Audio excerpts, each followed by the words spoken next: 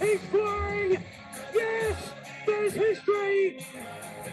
Now in front, the crowd roaring, go, Lonro, go, but the 3-year-old in front, Delsayer, Lonro, he's coming, he's going to get there, yes, Lonro won it! Grabbed by My Whisper won the last. Welcome, punters, to another episode of the Whispers Racing Podcast, Aurie Stakes Day or Missile Stakes Day, whatever way you want to play it. But spring is in the air. As always, I'm joined by Matty. How are you, Matty? Going well, Worm. How are you, mate? Good, mate. It was good to have a week off on the monorail. Yes, it was. I'm glad you said you couldn't do the podcast because all week I'm like, no, I just don't want to do it. I know what's going to happen, and I could have made an absolute dick of myself. Well, we would have added too much value. Let's put it that way. No, definitely. But hey, and that's the thing. These Moonee Valley's that cooked that it's going to happen. Along the side, it's a rating less than what it is in the home straight, just due to the weather where the sun shines and how long that part of the track gets the sun. So you've got to listen to the track manager. He was really honest, I give full credit to them because it would have been hard to get on Friday and Saturday and say, hey, we've got a rock hard track. So yeah, you got to listen. So people blowing up. Oh, fair enough. I get it. It's a disgrace to watch, but we knew what was happening from race one. So can't be bagging the track manager. It's just, it needs that Renault. And yeah, it is what it is. Moonee Valley. We're going to get those days there. We've had them before. We're going to have them again. And unless you're on the winner, people are going to crack the sads. Yep. And Juniper getting run down by a whisker just put daggers into my heart late in the day for the community, but that's it. And yeah, we're gonna, as you said, we're gonna get those days. We've just got to adapt to it, and you can find the winners. You've just got to get your speed map right. Watch and act. Watch and act, mate. Well, I've got to get that shirt made up. Watch and act. This episode, we're going to be previewing Rosehill Race 3, Flemington Race 7, Bets Around the Grounds, Multi, and Pineapple of the Week. Matty does have it. He was always going to have it because I was only going to hand it back if I did have one last week. So that was, yeah, just good to have the week off. I'll tell you what, nice to have the week off. And I don't know how many, well, I'm sure it was a lower turnover week last week when it comes to the punting, but I'll tell you what, aren't we back this week? Some decent weather, sunshine everywhere. Hopefully it sticks around for the weekend because there are some cracking races in both Melbourne and Sydney. So, yeah. Look, you mentioned it at the kickoff, but spring is definitely in the air. Yeah, definitely. Nice fields and hard, though. They're hard, I reckon. But it's good to dive in because there's plenty of value if you don't like the favourites. Absolutely. Yeah, look, there's the horses that have been around in the winter, and then there's a few that are coming back, just dipping their toe into the water, having a couple of early runs before the spring. So it's a good time of year, and it's a time of year you need to pay close attention. Yeah, definitely. If you please subscribe to our YouTube channel or any podcast platform. If you haven't subscribed, this is your first time watching us. Thank you for watching. Please give us a go. Please subscribe because plenty of winners are found each and every week. More importantly, if you're a Spotify listener, please rate our podcast. We'd love to reach out to bigger and bigger audiences. Not better, bigger. We would love to just grow that rating as well. So there's no paywalls. Everything we do is free. It's the love of it. So please help us out by just rating, subscribing, and yeah, we'd really, really appreciate it. If you want to be part of the WhatsApp group, please DM one of us. We'll put you straight through. We had another winning month for the month of July. Small one, but that makes us 6 out of the 7 months we have been winning in the podcast, the WhatsApp community. So if you want to get involved, small wins are good wins. So if you want to get involved, DM me, put you straight through. Matty, no question. Geez, I'm off 1 week off and I'm dead set all over the shop. Talking points. Now, this is a hard one to talk about, but I, you won't hear this at many other podcast platforms, or you definitely won't hear this in the media of how I feel about this. Um, so the talking point is I'm just really worried about the industry moving forward. Yesterday, a trainer came out and talked about the work cover premium going up. So if you were listening to RSN, it's been well documented. It's gone through the roof just due to the work covers. Trainers are worried they might have to shut the doors with the rise. One trainer was paying 80,000 a year. It's gone up to 140. That's huge. They're wanting Racing to Victoria to help out, but this isn't their issue. It's not. They shouldn't have to help out. It's not their problem. I can't see that happening. Sydney do help out their trainers with it, so good on them. But I can't see Racing Victoria doing that. Major sponsors have walked away from the Flemington Carnival recently, so Flemington have to have gone out to get new ones. A VRC rep was on the radio saying that punters want better quality races on the last day of the carnival. I don't know who he was interviewing because I think a lot of punters are saying the cost of going and the cost of beverages and food aren't going down. So that's why they're not going. Some of the trainers have pushed the rise of work cover onto their owners. Now, they're concerned that the owners are going to get to a tipping point and say, enough's enough. I'm walking away. So there's concerns all around. Now, it was leaked only yesterday that wagering dropped 10%. Yes, we're not shocked because we've been talking about it for a while that it would drop, but 10%, oh, geez, I think that's a big number. I didn't expect it to be that much. What's it going to be like next year? It's going to keep dropping, I feel. Prize money's on the decline. Now we've got 10 races, an extra 35 minutes on track with the extra race. Cost of living, it's gone up. We know that. Crowds were down last year. They don't look like picking up, I don't reckon. I'm genuinely worried about the industry. The race clubs and Racing Vic need to wake up and think of something to do and get off their asses and get this game back into where it was, because I'm actually concerned a lot of people might go up to Sydney, and we're seeing Kieran Maher do it to set up big stables up there now. They've got the prize money up there. They're humming. We're not. What do we do? I don't have the answers, but I'm honestly concerned where we're at in 12 months' time. Any thoughts, Matty? No, very interesting. And as you mentioned, cost of living, it's going to affect everyone. And a lot of racing is discretionary or discretionary income that is used. If people are tightening the belts, having to pay mortgages, interest rates going through the roof, it's got to come from somewhere. Now, you could argue going back 10, 15 years, early 2000s, that it was quite expensive to go to the races, but people would prioritise that over other day/nights out. I don't necessarily know if that's the case anymore. So it's going to be interesting. And for me, I think they need to just have a look at how the races are going to be viewed across the next 12, 24 months, because it's going to be different than what it has been across the last 5 years. Yeah, and the potential no more bonus bets, if that definitely gets scrapped. Wow, I mean, I think Racing Victoria's always been in a much stronger position than New South Wales. New South Wales are working off a much lower base, but they're making every turn a winner at the moment. Yep. And I just don't feel like Racing Victoria really have that momentum behind them to be thinking around how they can actually get consumers or participants to be paying more when the economy is in the current state. So, yeah, I think they just need to rethink their strategy, and it needs to be more around how they're going to be attracting people back onto track. And if it's not back onto track, how are they going to be viewing the races moving forward? I just wonder when they're going to say we have a problem. Now, people have voted 10% down on wagering.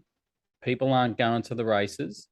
Is it going to happen when they're at the sales and trainers buy up and then no one actually purchases 10%, 5% anymore, and they've had to foot the rest of the percentage?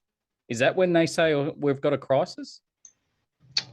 mate, it flows on. So yeah, I mean, realistically, if costs are increasing and prize money is increasing by the same percentage, then why would people pay the same for the horse? Yeah. Yeah. Yeah. I just wonder when it's going to happen, and it will happen. It's just, yeah, I don't know. I'm just concerned. I love the industry. And by no means I know there'd be people with businesses out there that would be facing the same issues with the work cover premiums as well. So please, I'm not just saying racing is the only one. I know it is Australia wide and all other businesses, but yeah, it was just on the radio, and I thought it'd be a good talking point because, yeah, if people aren't as a sicko than me, and likes to listen and tries to interact with these issues, yeah, it's a really big issue that I think needs addressing. I think they need to have it on .com and have this forum and make people aware. And yeah, but that's just me. I know a lot of people are going to disagree with my thoughts, but yeah, I think it's just a good talking point. Oh, look, it comes down to the overall strategy that Racing Victoria take, and look, what they say and what they do may be slightly different things. I know they'll definitely want to put a positive spin as much as they can, saying that yeah, ticket sales are in front of where they were this time last year. Blah blah blah blah blah. End of the day, it's going to be challenging. Yep. I don't think there's any two ways about it. You've already said it's not just racing that's going to be struggling for a little while. I think there's other industries that are going to be taking A hit. or having yeah, exactly the same type of issue. So it'd be interesting to see the strategy, the long-term strategy that Racing Victoria actually take to come out the other side, because they definitely will. Yeah. Yep. I hope I've got the confidence that you do, Matty. Oh, mate, they've got some smart people within that building. You may not agree with that all the time, but as I said, they're working off a much higher base, and we have greater expectation of them than what we do of Racing New South Wales. Yeah, agree. Now, Matty, you have brought a new segment to the table here. Mate, talk me through it. All right. Well, look, as I said, we are getting close to spring, so I thought, what better time than now to pick a race each, and you're not picking yours, I'm not picking mine. I'll pick yours for you. Yep. And it will be a Group 1 race. Yep. That we focus on each and every week. We'll give a bit of an update around the horses that we're following. Yep. The names that we're striking off the lists. Yep. Until we get to race time. Yep. So, Worm, for you. Yep. I've selected the Caulfield Cup. Right. Okay. So, I'd like to get from you, Worm, your initial thoughts on the Caulfield Cup if you've got a chance or had a chance to have a little bit of a look. No worries if you haven't. But if you have had a bit of a look, where do you find how do you see the race? What type of horses are you expecting to be running in the race? And have you got anyone on your list at the moment? Yes, I've definitely. So we're going to spend $100 in total for between now and 2 weeks before the race. We've got to spend it. So we can spend it however you want, $10 a week. You can have the full 100 tonight. So yeah, we're going to build a bank and yeah, hopefully land on top by race time. So Caulfield Cup. Yeah, I just want to get your thoughts on the Caulfield Cup to start with, and then we'll get on to mine. It's a Aussie race over 2,400 meters. Good to see you've done your homework. Worth a lot of money, I've heard. Look, golden ticket horse that's already qualified is Right You Are $27. So I'm using Betfair because they're the best odds at the moment. So $27 for Right You Are, won the Mornington Cup. So where do we put that into it? It's a hard. He's probably just that run under the good ones. But geez, he's a good horse. I did read today 2 horses from Japan have been nommed for the Caulfield Cup. That's Win Mighty, $26 with the tab, and Break Up, $19 on Betfair. Might be worth taking the price on these Japan horses because if there's any indication of them coming, they start single digits, especially Break Up. Then or maybe they're just coming for the Melbourne Cup, but they've nom for the Caulfield Cup. That's a good sign. So do we have a ticket on now to find out? I don't know. Looking at the markets, one thing I did see though, Dunkeld. Now, if you listen and watch this podcast, I clearly said this horse would be having a light spring aimed for the 2024 Cups campaign. So Tab and Ladbrokes have it at $15 and Sportsbet have it at 51s. Now, whoever's taking 15s, you need some serious help, gamblers' help. Just give them a call because you're not watching us, you're not listening to us. You can't even take it with stolen money. It won an Adelaide Derby, and you think it's $15 for a Caulfield Cup? Seriously, weird. Goldman obviously has a golden ticket into the Melbourne Cup, but do you want to take 15s for a Caulfield Cup? Probably not. I'd rather see this horse come back first. Gay will probably take it through the traditional way, Caulfield Melbourne Cup, but I just want to see it at 2,000 meters before I start to, put a rating on this horse. He could probably win a Caulfield Cup. He's going to be out in front, but not at the moment. So I ran some data on some horses that are in the field, up in the market. There was two that stood out for me. One was Kovalika. It had a good number from the Brisbane campaign. If it holds that, it's definitely a chance. But if it comes back improved in any way, I think the price is stupid. The other horse here, and this is the weird one here because it might not go to the Caulfield Cup, but this one's Lunar Flare. If this horse produces the same number it did in the Golden Ticket race for the Melbourne Cup, Jesus Christ, this can win a Caulfield Cup. But my concern is they might go the Moonee Valley Cup route into the Melbourne Cup. Or will they go to the traditional? If they go to the traditional, I think we might have to have something on. So to sum it up, I'm going to spend 30 of my 100 tonight. So 1/3. Yeah, I'm going to knock some prices off that I think won't start that price.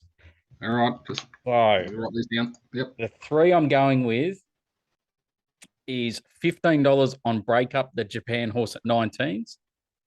If it does come out, it starts probably $4. So they've nommed. I know there's a long way to go from getting them out here, the process of getting them here. I know it's a long shot, but at 19s, I'm only spending 15 to find out to collect over 200 tick. I'm going to have $10 on Kovalika right now at 21s because if they are seriously aiming it for this, it starts single digits. So 21s, stupid price, have 10 on to win 210.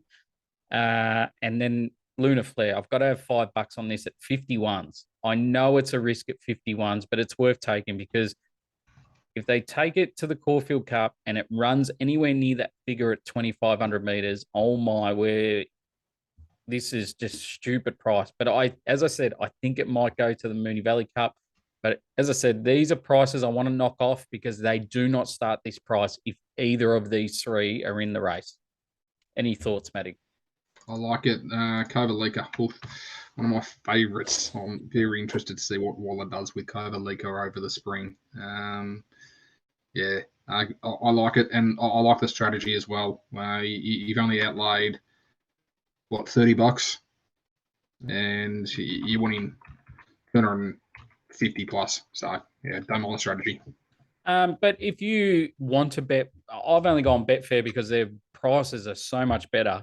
But if you want to go with Tab, Sportsbet, any of them in the pre-noms market, ring them, find out because if they don't get to the race, I think you get your money back or they don't nom. There's something, but ring them and find out. So if you think one of those three are in your ballpark that I've mentioned, give them a call. Just talk through the process. Did offer that last year, didn't they? Yes, and the rumor is it is coming back. Okay. So I think that one was if they didn't start in the race. Am I right? Not sure. But yeah. All right. So I've got to choose you a race, Matty. Yes, please. I thought the Melbourne Cup, but I thought, no, that's just a bit tough because we would have just gone straight to the first four. Yeah, and you don't find out until like 6 weeks out until what's really happening.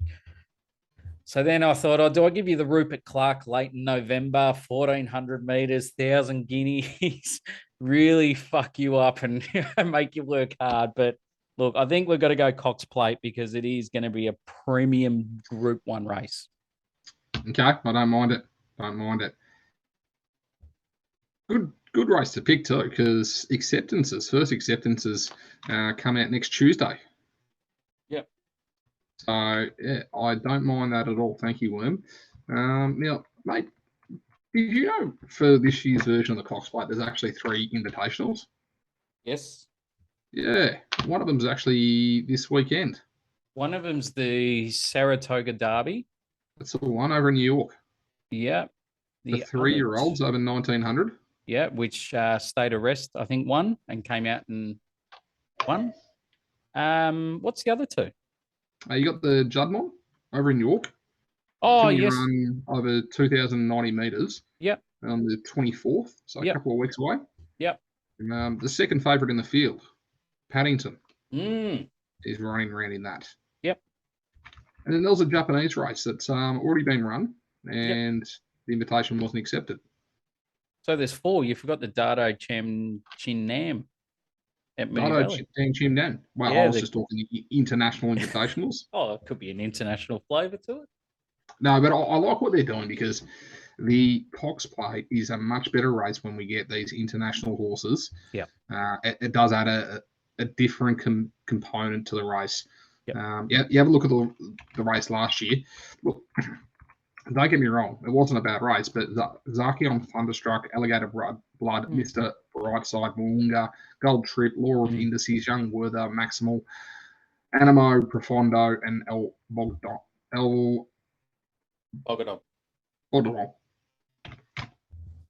Almost got there. Doesn't really have that international flavour that we have come to love around the Cox Plate. So I do like what they've done. They've gone to some key races around the world to ensure that we do have that international flavour this year. So I'm having a look at this weight for age race. One of the key factors, and we don't generally know this until later or much closer to the race, but it's the advantage being a weight for age race that the 3-year-olds get. 3-year-olds in this year's version will be carrying 49.5 kilos, like they do most years. 4-year-olds, 57.5, and 5-year-olds, 59. Mm-hmm. So that 3-year-old component, and if there are any 3-year-olds you do see that you think are potentially going towards a Cox Plate, we know they run extremely well. They generally get out in front and are very tough to get past. So that 49.5 is a huge advantage for the Cox Plate. Worm, a couple that I'll talk about just to kick us off. Romantic Warrior, the Hong Kong superstar, I should say. James McDonald most likely on board. Look, he could be a very, very short price favourite, around about the $4 mark in the market at the moment. The trainer's already said that it's coming out here, so expect it to have a high likelihood of participating. Paddington, as we mentioned, favourite for the Juddmonte at the moment, which is later on this month. Then a couple of imports from Mar Eustace, light infantry. We've also got New Energy, paying around about that 26, and Zoology at 26 as well. Mm-hmm. So they're ones that we're probably going to need to see a couple of starts from before they do get to the Cox Plate. But I think they've got at least 2 or 3 of them will have a high likelihood of starting within the race. Without a fight, now the 6-year-old import who had a sensational Queensland Carnival, I know they'll be targeting it at the Cox Plate. Now, Queensland Carnivals don't necessarily correlate to the Spring Carnival, so it's going to be important to see how it does come back.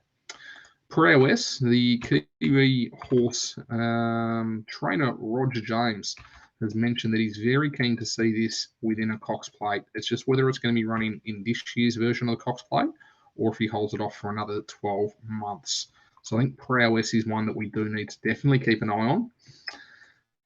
Chris Waller came out this week and said that he thinks that Lindemann is his horse for this year's version of the Cox Plate. He's said on a number of occasions that he's struggled for weight for age horses, and he thinks he's found his weight for age horse in Lindemann. So I think Lindemann, as long as we see it come back in reasonable shape, that's where it will be heading. So with a few that we're going to be keeping an eye on. I'm not doing what you're doing and spending a third in my bank before the nominations actually close on next Tuesday. So I'll be able to refine this a little bit further once we do see that first round of nominations. I think you're going to see a huge list of these horses fall away, and we'll be able to get a little bit tighter come this time next week, Worm. Yeah. Question for you, and probably a lot of people will probably be in the same boat here. Romantic Warrior, obviously it flies out. It's $4 now. It lands. It'll be $3.50. They'll just bring it in because it's landed. They'll have good reports going into the Turnbull Stakes. Do you wait until you see that Turnbull run to pull the trigger on the horse? You wait, and then you wait, and you wait again. Okay. It's going to have scans before it leaves Hong Kong. Mm-hmm. It's going to have scans as soon as it lands. Mm-hmm. It's going to have scans a week before the race. Yep. And then they'll get scanned the day of the race. If anything's wrong, scratched. Yep. So you wait. Yep. So you're going to wait till final field, basically? For a horse like Romantic Warrior, absolutely. I'm not seeing a benefit of taking $4 now or $2.50 on the day. Yeah, very smart, mate. I like your thinking. I'll be stupid enough, and I probably would have put 100 on it right now. But obviously, Paddington, what it did overnight, and what we're hearing, that it looks like they're going to come out. So if they come out, yeah, race on. Can't wait. I'm very interested to see where you land and when you start pulling triggers. And yeah. Yeah, absolutely. Look, I've got a likelihood of horses that I've got for the field at the moment. Obviously, there's quite a few within my list. After we get past next Tuesday, we'll be able to take some of these horses out and get a little bit sharper at a few of these as they start coming back in a few weeks' time. Yep. I will say, if you've had a bet already in the Caulfield Cox Plate, let us know what it is and what prices you got. I'm keen to interact and see where your thoughts are out there. So, yeah, if you're a dickhead like me and spend your 30 of your 100 already, why not? Hey, get involved, punters. I'm a sicko. I'll bet on anything. Let's move over to track stats. Rail 10 metres at Flemington. Bit of rain round Friday night. 1 to 5 mil, they're saying, roughly. Let's see how much they get. And as Maddie said, top of the show, watch and act, because if the rain doesn't really come, I think there'll be no real edge. They'll win from anywhere. One thing I do know is, though, lanes 1 to 3 only win at 9%. That's not ideal. Track should be good 4, good soft 5. Should be standard Flemington. And, every horse gets their chance in my eyes. Maddie, race 3, you want a preview from Rosehill? Yes, mate. We'll preview this race over 2,400 metres. There was a few in here I fancied. I just wanted to take a bit of a look at to see how many of these that could be participating a bit later on in the spring. So, Worm, if you've got the odds there for us, that would be sensational. Yeah, I do. $2.50, the favourite, Aristonius. I still butchered it after 7 attempts already. So United, $4.40. Kirkby, $5. United Nations, $5.50. Wenge Hu, $10. Verona, $12. And McGeehan, $27. Very good, mate. Thank you. And Aristonus, you got there. Was the pineapple a few weeks ago? Yeah.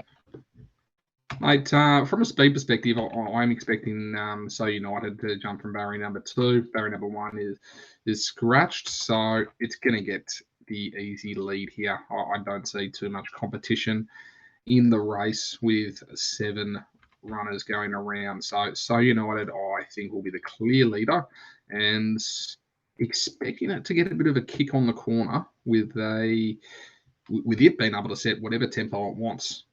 So if it does kick and gets too clear on the bend, it's going to be exceptionally hard to beat. So United, definite chance. Look, Aristonus. Now, we had this in Caulfield a couple of weeks ago as the pineapple when it pretty much did a lap around the university, came back and tried to beat them down the outside. Yep. It was the widest run I've seen there in years. So Aristonis back up to 2,400 metres. When I say back up, at 2,400 metres for the first time. Look, it was a short price favourite last start at Caulfield. It went exceptionally wide, and I think for me that is a bit of a forgive run from barrier number 3/barrier number 2 with only 7 horses. It's definitely not going to do as much work as what it did at Caulfield. So if it started at around about 220 last start, we're getting 250 for us here. I think that's quite a decent price with Jason Collette on this Annabelle Neesham horse. Look, the other one I wanted to mention was Kirkby. Now, it got out to 2,400 metres last start, and it beat So United home. It got through the field exceptionally well, and it was a really impressive run. So I think Kirkby is a horse from the wide gate, barrier number 7, it will be that it jumps from. It'll probably go back, and it'll find it'll find some cover, and then from there, I think they'll probably try and do the same thing on Kirkby. I think Zach Lloyd gets a 1.5 kilo claim here, so riding at 60, and definitely going to be a chance. So the way I saw this, So United gets a kick on the corner, leading, going to be tough to beat. Kirkby coming from behind. If it gets a run, that's good enough to be in the finish. But for me, Aristonis at that 250 mark, I've got it ahead of the rest of this field. And I think in a smaller field from barrier number 3, it's going to get its chance. So, Worm, that's how I saw this one. How did you see it? One thing that stood off the map here for me is United Nations, 63 kilos J Mac on board. Why wouldn't you be claiming? Maybe there wasn't enough out there to be claiming, but man, that confuses me. Is it a barrier trial just to see where it's at? It only got warm the last 50 meters at the 1800 first up, so I was really keen to look at it again, but not with 63 kilos. It was a Derby trial winner in Europe, but the big thing here is, and punters, you can use this throughout the spring. Mar Eustace J Mac combo go at 36%. That is quite deadly. But at 63 kgs, I can't be getting involved. I think that drifts. I think we shorten. Oh, sorry, Matty, your tip shortens. I've got to be with it again. As you said, went round the university, went through Derby Tie on Caulfield Road. It was just the way the track played. It was leader-ish that day. He had a wide barrier. Nothing really took him into the race. Yeah, he probably fell asleep while going around the university. But big key for me is it has an inside draw now. So has that, can maybe sit a hell of a lot closer if it jumps with them. If it does, I think this is a genuine bet at $2.60. One thing I will note on this track, though, the last 2 times with this rail position, it has been a leader's paradise. So definitely watch and act, but I think we can start looking for leaders throughout the day. Yeah, but 2,400 meters, it's not going to be a mad leaders track. No, I wouldn't expect so. And as I said, I think So United is the one that gets the easy lead and probably sets the tempo. So if it is favouring the leaders now, you're only going to have a highway or a midway to get a bit of a feel for that. But if it is the case very early, then just make sure you have something on So United.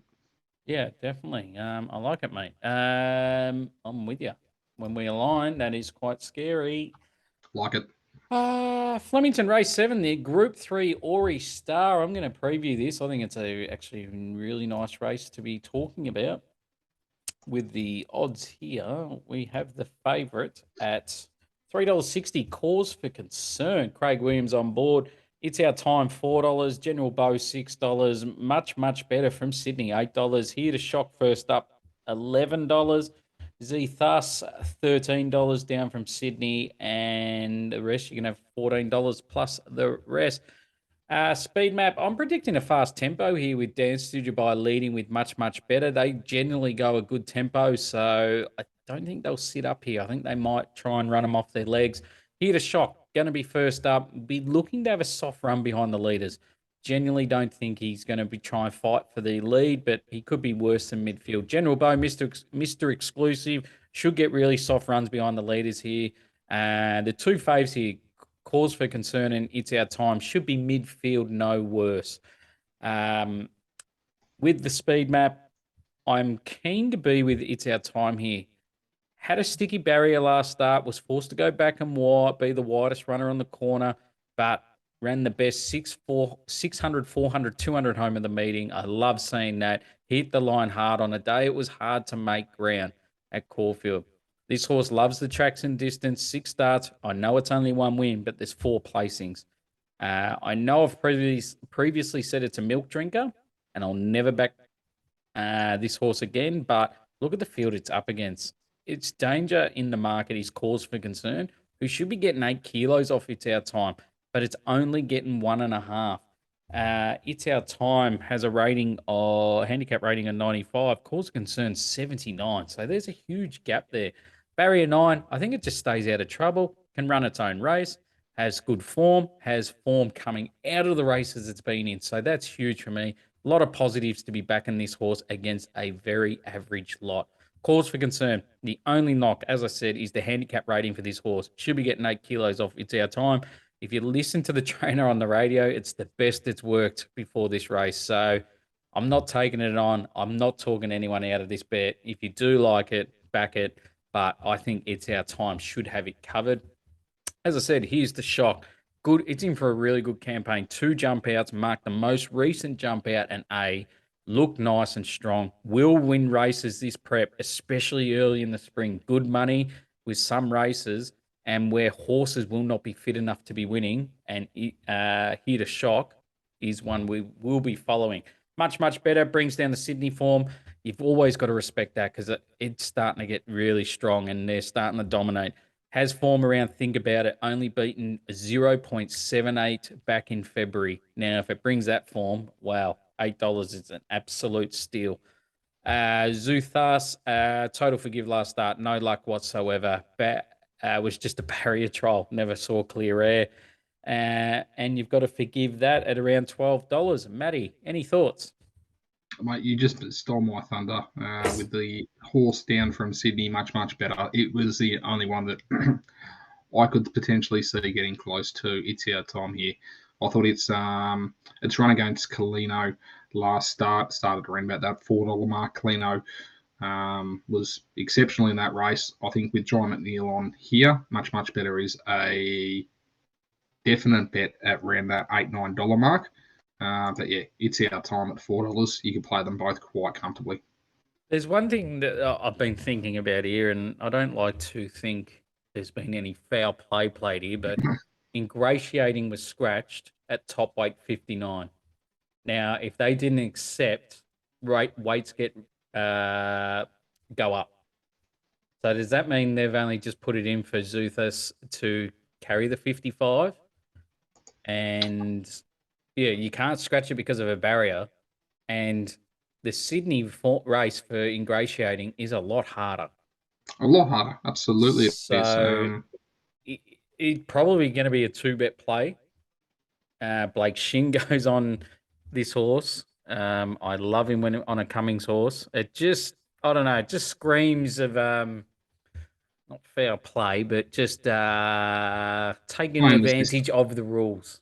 Playing the system, yeah, playing the system. So I might be looking too much into it, but I've seen previous trainers that are no longer with us in our industry that took advantage of the system and yeah, never got pulled up for it. I just don't know whether James would really worry about doing that for the shape.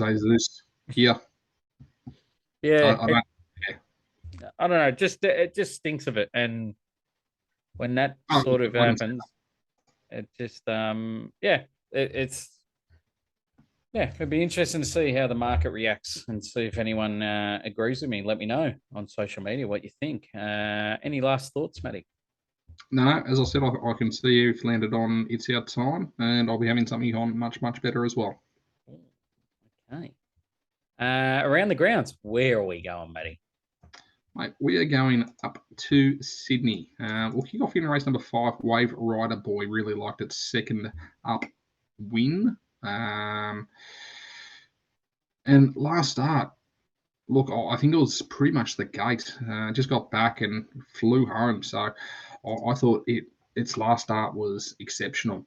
J Mac goes on board here. I think you're getting around about that $2.40 mark at the moment. Wave Rider Boy, I think, is going to be exceptionally tough to beat. We're going to jump to race number 9 next worm. And one of the horses that I backed previously, Faulkner Park, I was drawn to it again, and I was almost going to preview the race. I know I've got the pineapple, and it was in consideration for a pineapple. And I went through the field, and look, I think it is a little bit deeper than previous races for Faulkner Park. I think Bonnie Esri, Long Villiers, Bold Mac Schnell, they're all possibilities. But Faulkner Park, you cannot fault it. Interesting to see that it's dropping back from 2,400 metres down to 1,800. So I do wonder what Annabelle's doing there. Understand. Oh, Matty's just, if you're watching on YouTube, he's left a great face.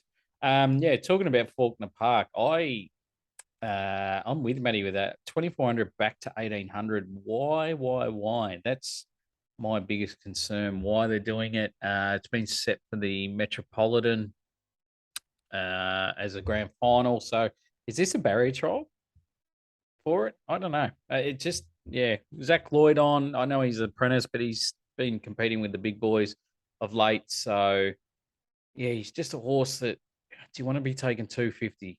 If the track's playing even, I think it just pisses him. It is a genuine good horse, is, but if it does play leader-ish, yeah, I don't know if they'll roll forward. I think it's just going around to have a trial and to see what we can get from it. For me, around the grounds, I'm going to go Sydney race 8, number 11. I am me. It's had two trials for this, winning both. But loved how it went about it, especially in the last one, beating Fangirl and Extremely Lucky. Both really good horses, and I thought it went better than these. Tim Clark goes on board. Love him on a leader, which I love, especially on these sort of tracks that they're going to be big.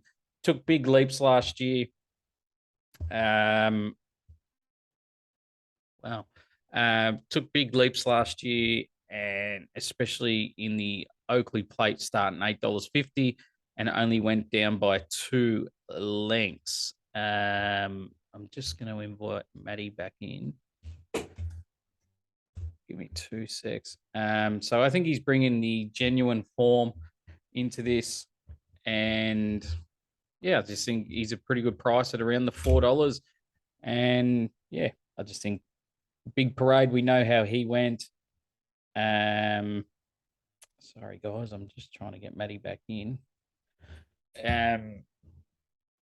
Yeah, Big Parade jumped out well. So obviously the trial pervs like it, but I just thought IME went a lot better, and that's race 8, number 11, IME. And then I'm going to go to Sandown on Sunday, race 2, number 3, Stern Idol. Minor hiccup in the Grand Annual at the Bull. Don't know if it ran out the 5,500 meter race in May. Jockey looked after it. Had 2 months between runs. Absolutely pissed in the other week. Back to its best, up front, leading by 20 lengths and winning by 20 lengths. Should be doing the same. Currently $1.75. I think you take it. Enjoy the show. Going to be a great race. Can't wait. Obviously, Maddie hasn't joined us yet, so that's a bit of a concern.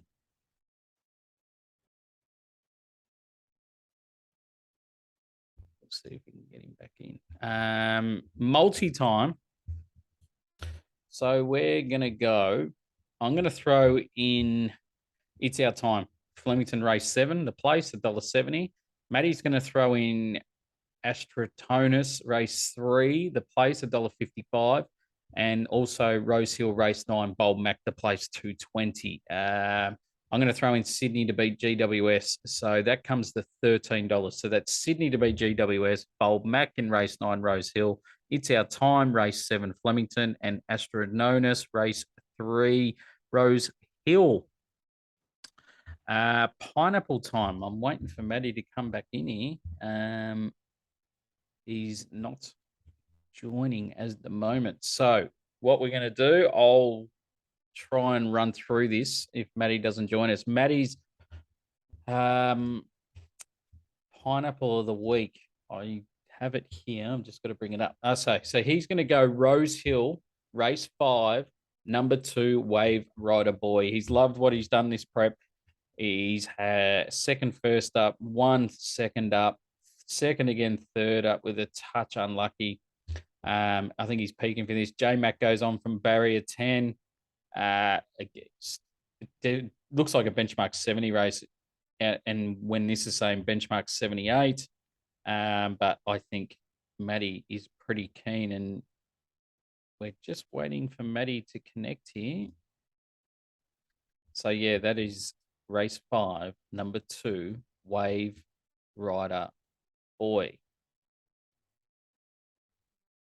You got us, Matty? I'm back, mate. Yep. Just run through your pineapple. Ooh, this is going well. Don't know what you did. Okay, pineapple, mate. We are going with race number 5 up in Sydney. Horse that we've already mentioned. J-Mac on board, Wave Rider Boy. As I mentioned, I find it very hard to see how this horse is going to get beat based on its last 2 runs. Very impressive when it was a winner, and then that last start just got a little bit too far back, as we mentioned, and couldn't get the job done, but was flying home. I think J-Mac is going to get the job done here. So Wave Rider Boy in race number 5 will be the pineapple this week, Worm. Beautiful. You cut out at Faulkner Park. Was there any bet after that? Yeah, mate, we're going to have 2 bets in that race. Yep. We're going to be on Faulkner Park, but also like Bold Mac as well. So they're going to be the 2 that I'm going to be playing. Bold Mac around about that $8 mark. Beautiful. I've run through the multi. You've done the pineapple. We've just jiggled our way through the last little section, which is good. Anything last to add, Matty? No, mate. Looking forward to an absolutely cracking weekend of racing in both Sydney and Melbourne. Hopefully the weather holds out for us. And yeah, from here on in, we are full steam ahead. Looking forward to the spring. Yeah, buddy, I can't wait. Hopefully you fill your pockets up, guys. Hopefully we fill your pockets up, more importantly. Please like and subscribe our channels, share, like, whatever you do it, please. Have a great weekend, and yeah, hope you back plenty of winners. I'm not a good person, but it just goes to show that good things do happen to bad people. So anyone out there who's up against the wall, fucking stick to it. Every cent you got, your rent, your electricity bill, if you're going to buy your missus a ring, don't fucking do it. Keep punting. Keep fucking punting.